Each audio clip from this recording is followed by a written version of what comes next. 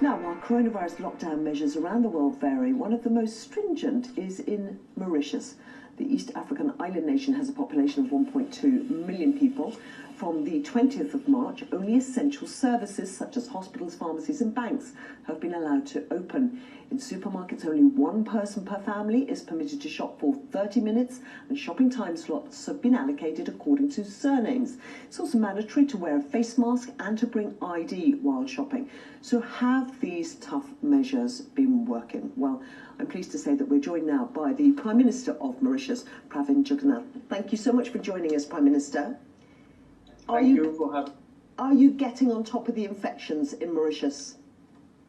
Well, as you said, the lockdown has started since the 20th of March up till the 4th of May, of course, depending on the situation, how it evolves, and only essential services such as health services, police, banks, shops and supermarkets have remained open.